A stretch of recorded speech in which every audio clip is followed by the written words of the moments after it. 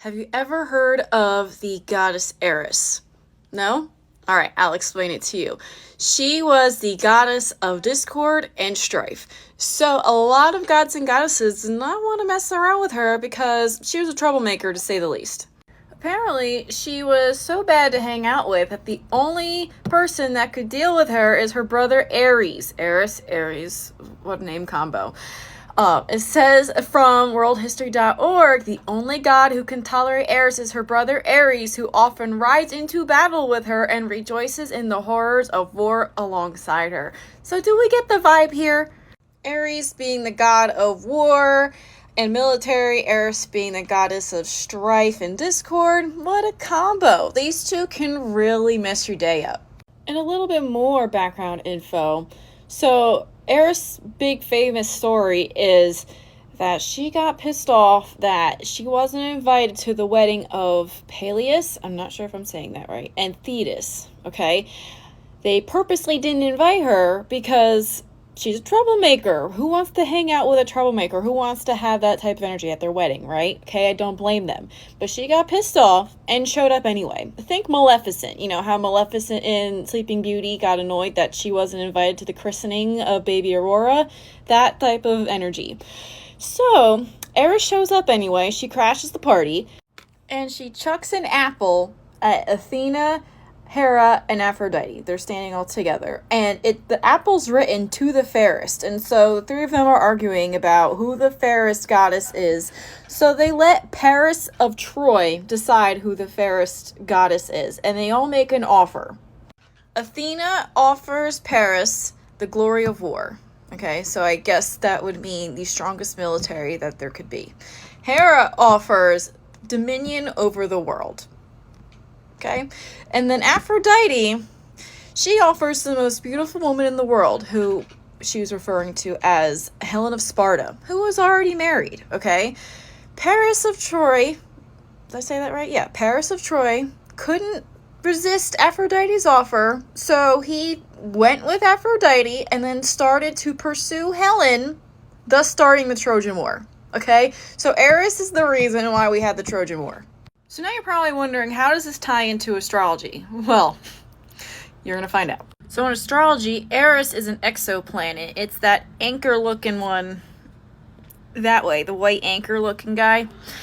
In Aries, alright, exoplanet, way further out than Pluto. It takes about 558 Earth years to make a full orbit.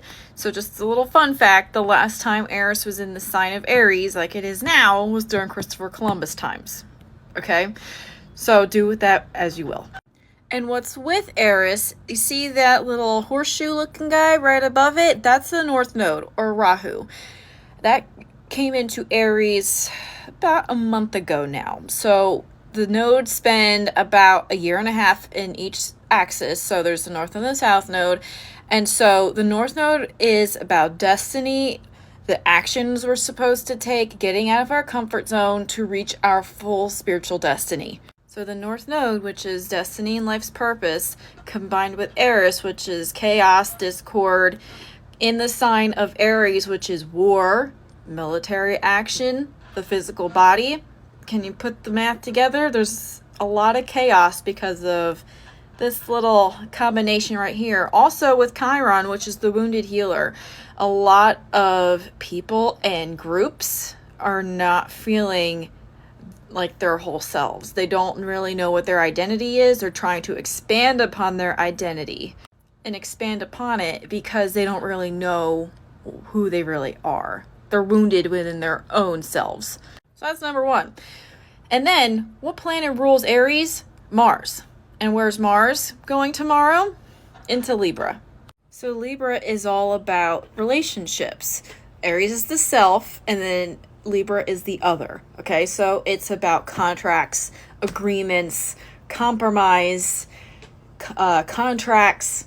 Libra is the handshake, and so that's why Mars doesn't like Libra so much. It doesn't do negotiation.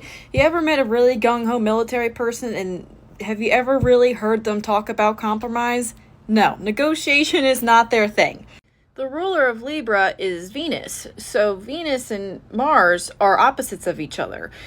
And what's going on with Venus? It's retrograde in Leo. So Mars, the military planet that rules over the energies in Aries that are stirring up a lot of warlike chaos, is in its detriment sign of Libra that really wants more negotiation and peace offering, but Mars is like, no, I'm not about that. This is really uncomfortable for me. I want what I want. And the energy that rules Libra is offline. When any planet goes retrograde, it's more of a review than a forward movement. So you see how so many planets are retrograde? A lot of things aren't moving forward. Mars is actually the only planet that's going at full speed. Uranus and Jupiter are both about to turn retrograde in the next couple days. So pretty much every single planet in the sky is going to be retrograde except for Mars. And it's in its detriment sign. And with Venus retrograde, since it rules Libra, specifically, it's about reviewing our self-worth, what makes us the king or the queen of our own lives and our own worlds. And so there's a lot of energy amongst like world governments about we want what we want. We know what we have to offer, or our ideology is the best. And so this is the way it's going to go, but they're all thinking the same thing, and that's why there's no forward movement and there's a lot of butting heads. And then think about it in your own personal life too, not even on the world stage. A lot of people want what they want. A lot of people think what they think is the best, and they're getting into arguments about it. I've seen it myself. Another thing adding to the chaos is the Pluto retrograde that's in Capricorn. So earlier this year, Pluto went into Aquarius and then it retrograded back into Capricorn, which is bringing up a lot of the same themes that we've seen over the past couple years. So you're starting to see a lot of old government things that are coming back to the surface because Capricorn rules government and hierarchy. And the United States is in its Pluto return. And Pluto returns are usually associated with the fall or at least major shifts of empires. So to clear this all up, I hope I didn't confuse you all, but just to summarize, the reason why there's so much chaos on a spiritual level, okay, is because we are heading into a whole new world, okay, whole new dimension, whole new vibration. And so that's why it's so important for you to not pay attention to the fears that the media is putting out, because that's what's trying to keep you in the 3D. Focus on your own vibration and your own world so that you can increase yours and then ascend into the 5D, which the universe wants us all to do anyway.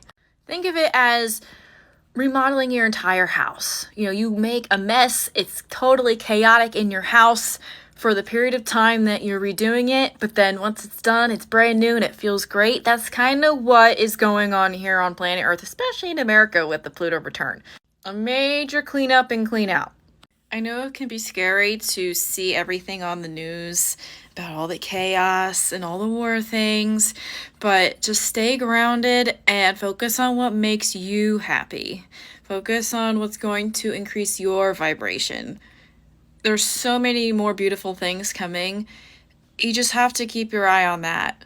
There's a reason why you're here in this lifetime. And keep that in mind when you're having a moment of fear. There's a reason you're here, and you have a mission.